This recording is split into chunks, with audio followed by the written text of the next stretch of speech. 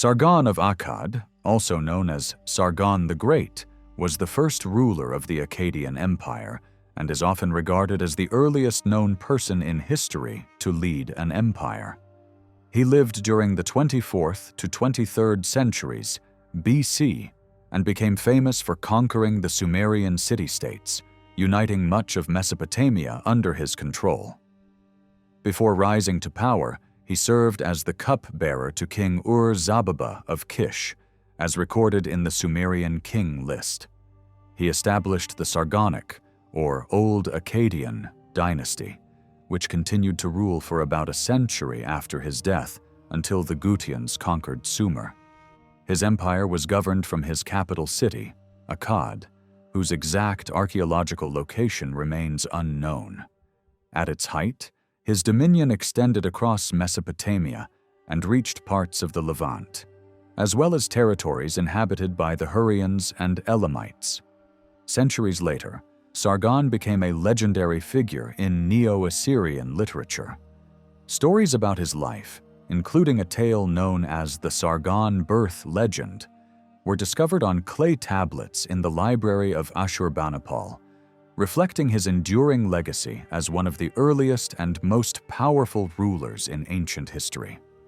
The first part of his name, Sharu, means king in Akkadian, a term related to the Hebrew word shar for prince.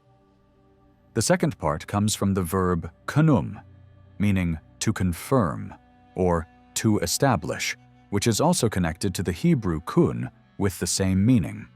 The name Sharu Ukan has been interpreted as the king has established stability, or the god has established the king.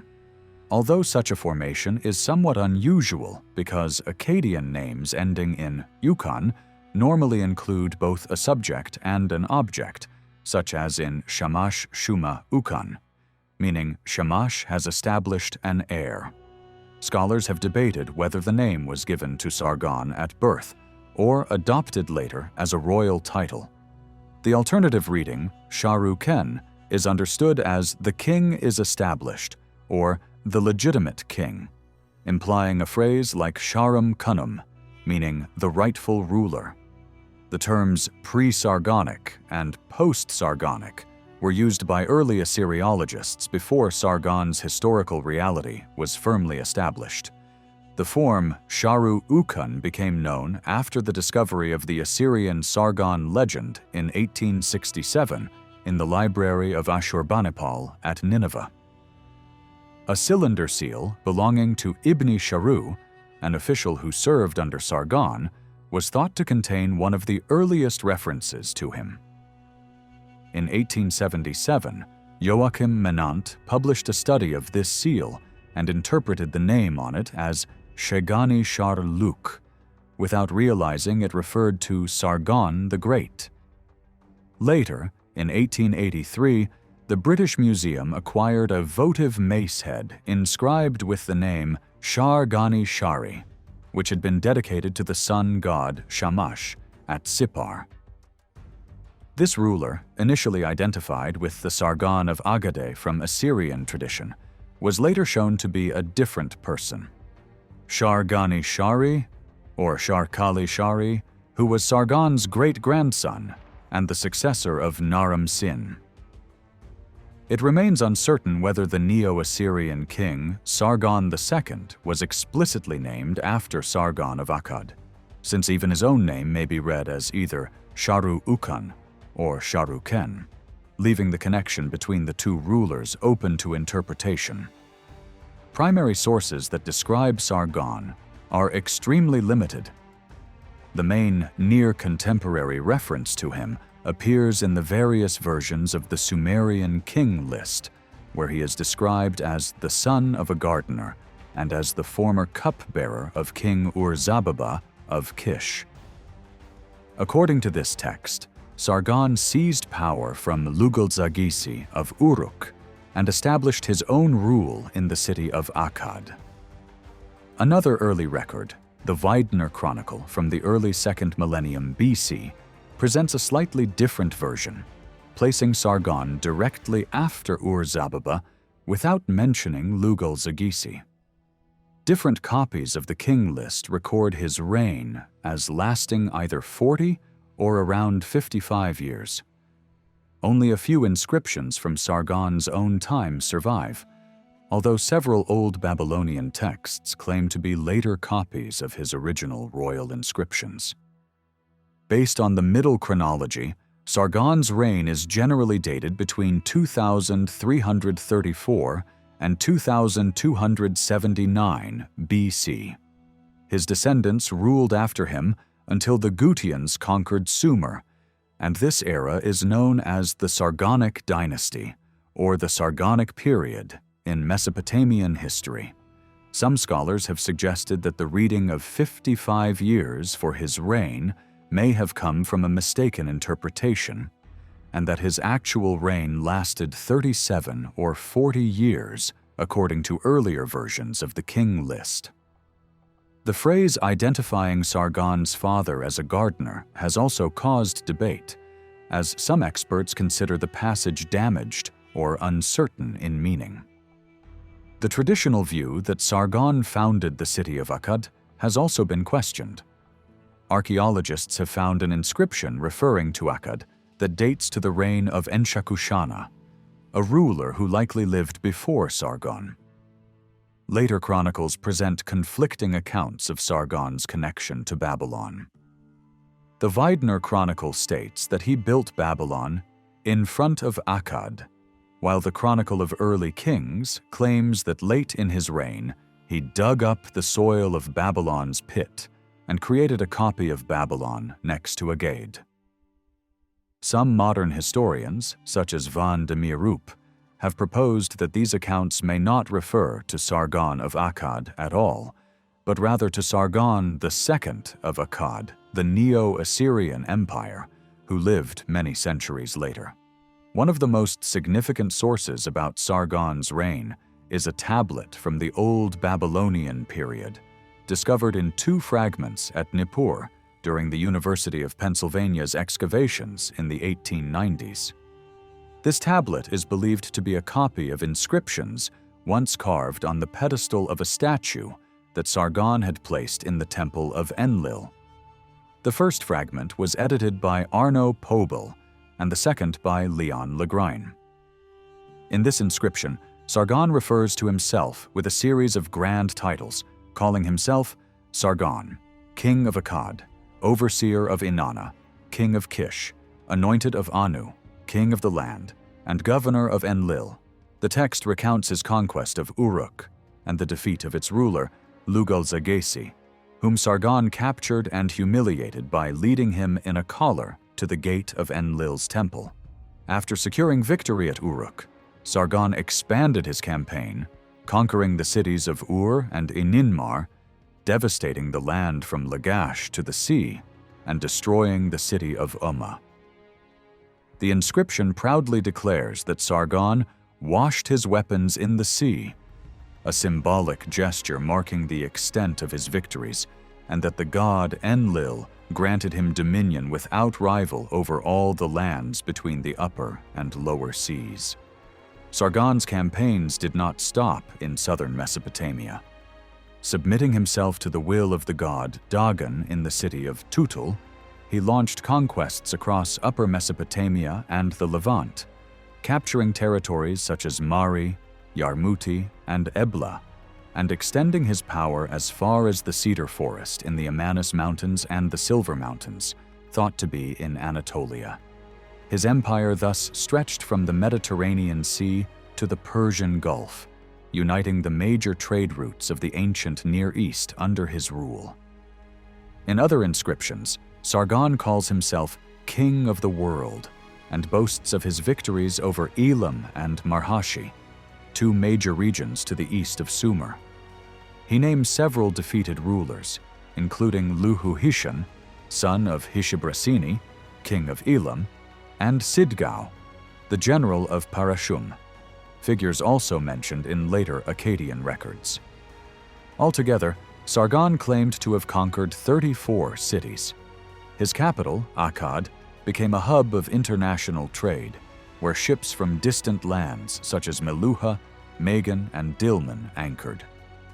At the height of his power, Sargon maintained a permanent army of 5,400 soldiers who dined daily before him, symbolizing both his military strength and the disciplined structure of his new imperial order.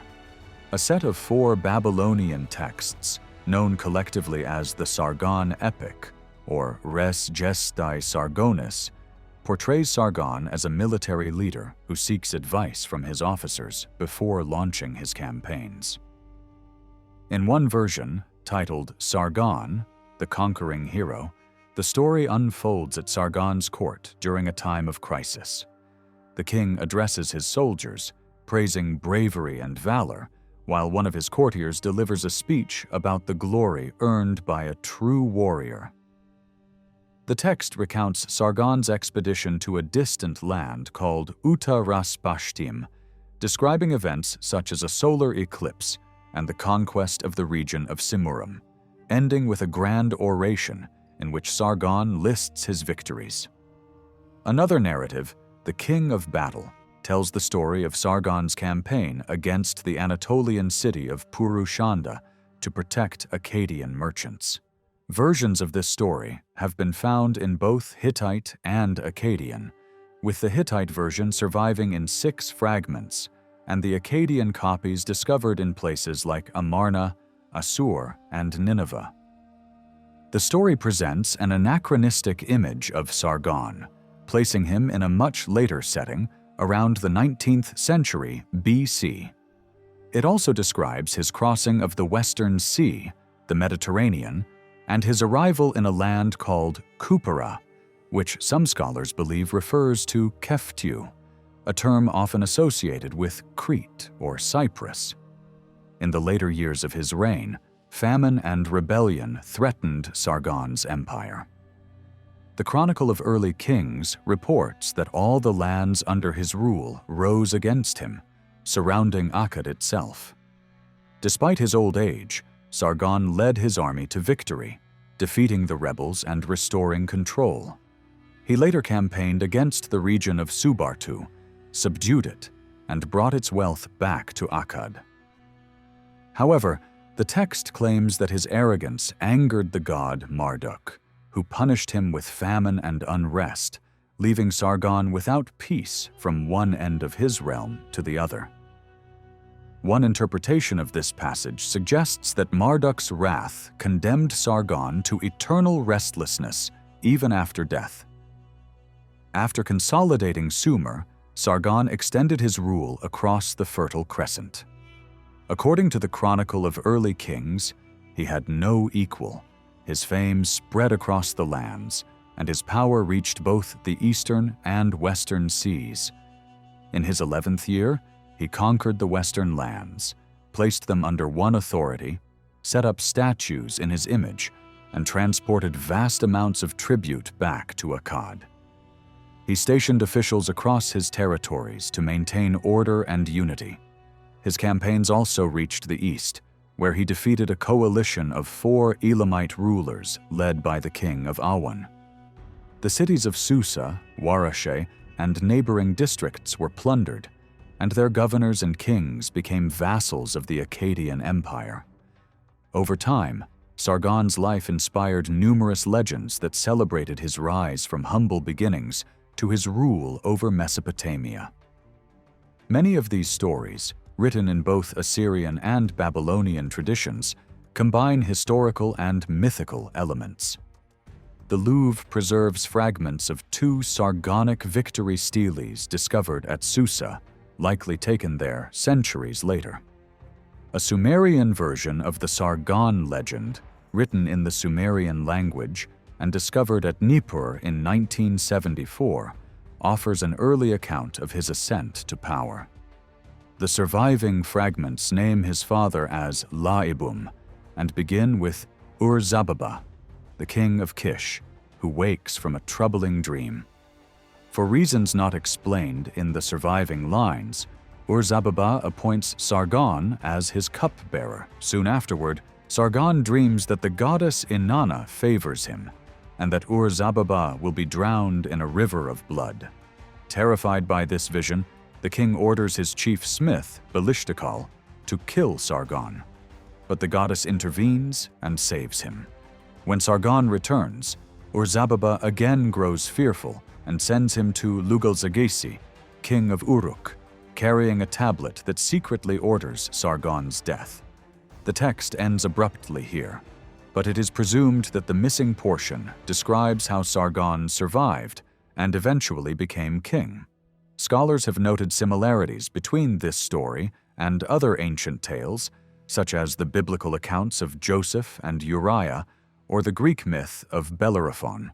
Another well-known account, the birth legend of Sargon, survives in a Neo-Assyrian text from the 7th century BC, written as if it were Sargon's own autobiography.